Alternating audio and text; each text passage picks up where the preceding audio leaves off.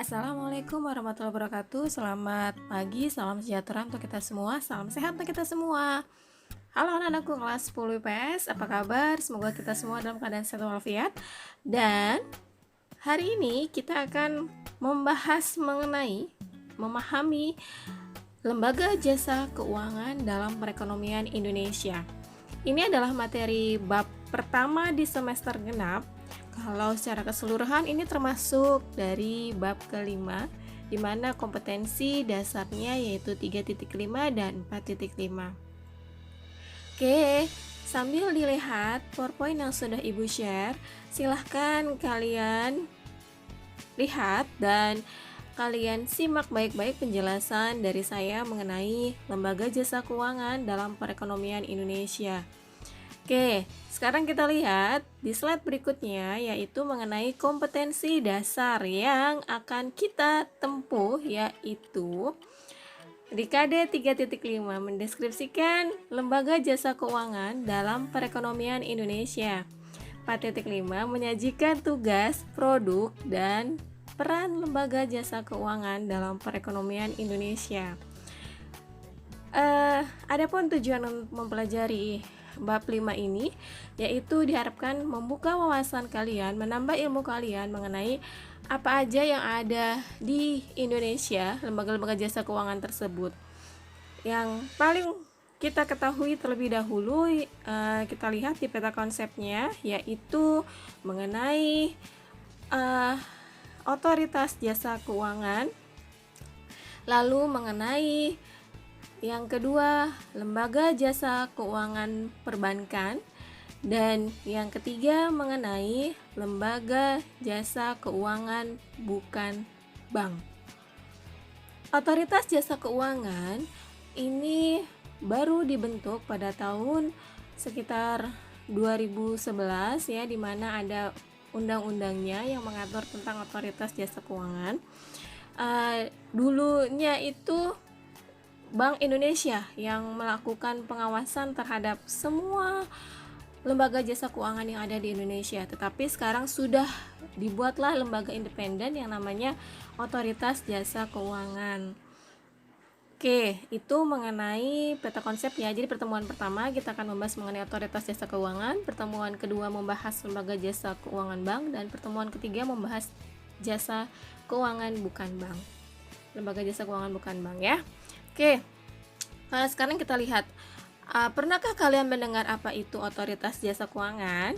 Otoritas Jasa Keuangan atau yang disingkat dengan OJK, lembaga negara yang dibentuk berdasarkan Undang-Undang Nomor 21 Tahun 2011 yang berfungsi menyelenggarakan sistem pengaturan dan pengawasan yang terintegrasi terhadap keseluruhan kegiatan di dalam sektor jasa keuangan, baik di sektor perbankan, pasar modal, dan sektor jasa keuangan non-bank seperti asuransi, dana pensiun, lembaga pembiayaan, dan lembaga jasa keuangan lainnya.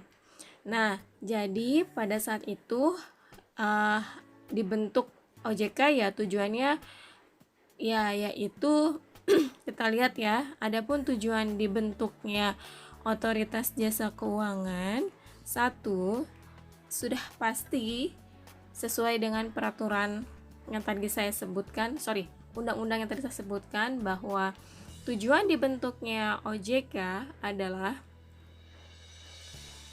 satu, agar seluruh kegiatan di dalam sektor jasa keuangan terselenggara secara teratur, adil, transparan, dan akuntabel. Yang kedua, agar seluruh kegiatan di dalam sektor jasa keuangan mampu mewujudkan sistem keuangan yang tumbuh secara berkelanjutan dan stabil.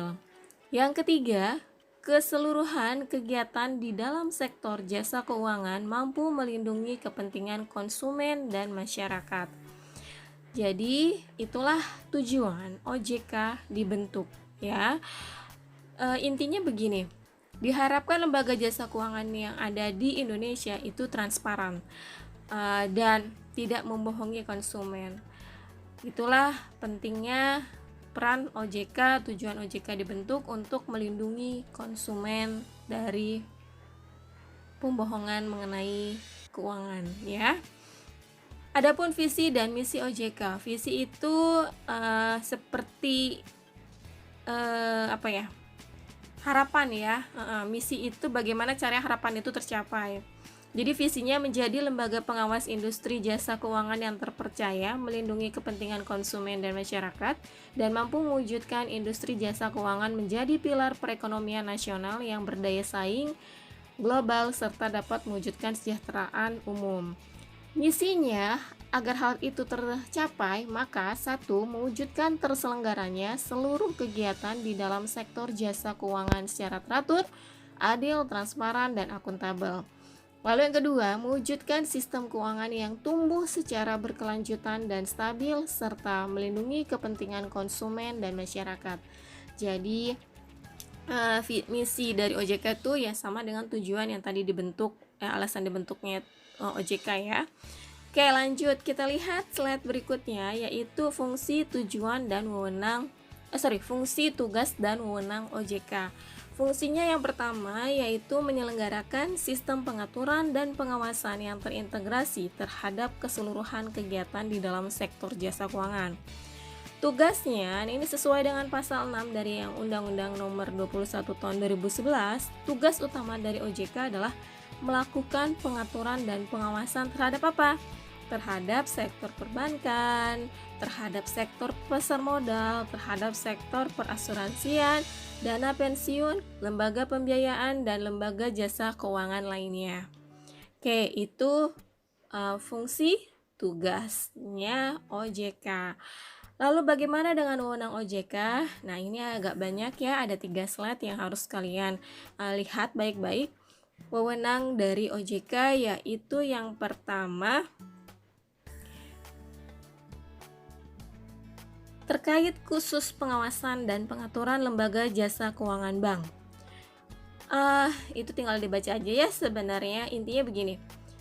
Terkait dengan pengawasan pengaturan lembaga jasa keuangan bank, OJK ini memiliki wewenang dalam hal perizinan pendirian perbankan, pengurusan segala sumber daya manusia, merger, konsolidasi dan akuisisi bank. Lalu kegiatan usaha bank ya itu diawasi oleh OJK. Pengaturan dan pengawasan mengenai kesehatan bank, lalu pengaturan dan pengawasan mengenai aspek kehati-hatian bank, dan seterusnya. Jadi kurang lebih seperti itu wewenang OJK yang terkait khusus pengawasan dan pengaturan lembaga jasa keuangan perbankan. Jadi bank itu pun diawasi oleh OJK. Bukan murid aja ya yang diawasi oleh guru ketika ujian, tetapi bank pun diawasi oleh lembaga di atasnya itu OJK. Oke, kita lanjutan dari wewenang OJK yaitu terkait pengaturan lembaga jasa keuangan, bank dan non-bank ya. Jadi ini 2, bank dan non-bank. Yang pertama adalah menetapkan peraturan dan keputusan OJK, menetapkan peraturan mengenai pengawasan di sektor jasa keuangan, menetapkan kebijakan mengenai pelaksanaan tugas OJK, menetapkan peraturan mengenai tata cara penetapan perintah tertulis terhadap lembaga jasa keuangan dan pihak tertentu, menetapkan peraturan mengenai tata cara penetapan pengelola statuter pada lembaga jasa keuangan, menetapkan struktur organisasi dan infrastruktur, serta mengelola, memelihara, dan menata usahakan kekayaan dan kewajiban, menetapkan peraturan mengenai tata cara pengenaan sanksi sesuai dengan ketentuan peraturan perundang-undangan di sektor jasa keuangan. Nah, itu terkait dengan pengaturan ya, intinya mengatur semua yang ada di bank dan non-bank. Lalu yang terakhir yang ketiga, wewenang OJK terkait pengawasan lembaga jasa keuangan bank dan non-bank. Nah, ini mengenai pengawasannya ya, 2 lembaga tersebut menetapkan kebijakan operasional pengawasan terhadap kegiatan jasa keuangan, mengawasi pelaksanaan tugas pengawasan yang dilakukan oleh kepala eksekutif, melakukan pengawasan, pemeriksaan, penyidikan, perlindungan konsumen, dan tindakan lain, memberikan perintah tertulis kepada lembaga jasa keuangan dan atau pihak tertentu, melakukan penunjukan pengelola statuter, menetapkan penggunaan pengelola statuter, menetapkan sanksi administrasi terhadap pihak yang melakukan pelanggaran terhadap peraturan perundang-undangan di sektor jasa keuangan, memberikan dan atau mencabut izin usaha orang perseorangan seefektifnya. Nah, itu mengenai wewenang OJK. Sekarang kita lihat nilai-nilai OJK yang diterapkan di OJK yaitu yang pertama integritas ya, sorry itu double R. Integritas, lalu profesionalisme, sinergi, inklusif, dan visioner. Intinya adalah semua yang dikerjakan oleh OJK secara totalitas, secara profesional demi melindungi konsumen. Kurang lebih seperti itu nilai-nilai yang ada di OJK. Lalu berikutnya, apa saja sih asas-asas dari OJK itu? Sekarang kita lihat asas-asas OJK. Yang pertama adalah asas independensi ya, bebas. Lalu asas kepastian hukum, jelas ada peraturan hukumnya. Asas kepentingan umum ya, untuk kepentingan umum, bukan untuk perseorangan atau untuk individu yang ada di OJK. Lalu ada asas keterbukaan, jadi transparan dalam hal pelaporan. Lalu ada asas profesional, bersikap profesional dalam menindak oknum-oknum yang bersalah di lembaga jasa keuangan.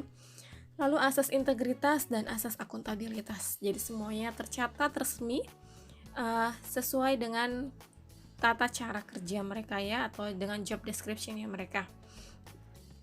Jadi asas-asas OJK itu sudah jelas ya. Ada 7 asas yang mereka terapkan dalam hal melakukan kegiatan mengatur, mengawasi, dan melindungi konsumen ya.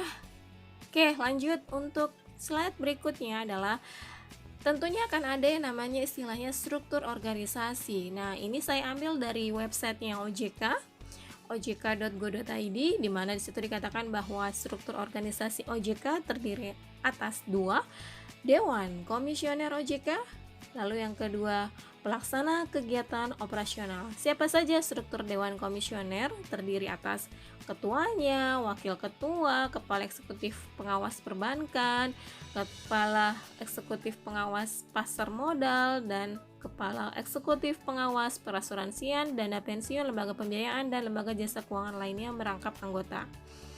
Lalu berikutnya ada ketua Dewan Audit, ada anggota yang membidangi edukasi dan pelindungan konsumen, lalu ada anggota ex officio dari Bank Indonesia dan anggota ex officio dari Kementerian Keuangan. Pelaksana kegiatan operasional, ya ada ketua, ada wakil, yang sama ya kurang lebih kepala eksekutif, pengawas, lalu ada kepala Dewan Audit. Nah, oke, saya rasa cukup sekian materi kita pertemuan hari ini. Hari ini tidak ada penugasan dari saya, karena saya ingin menuntaskan terlebih dahulu satu bab, baru saya akan melakukan penugasan dan penilaian harian.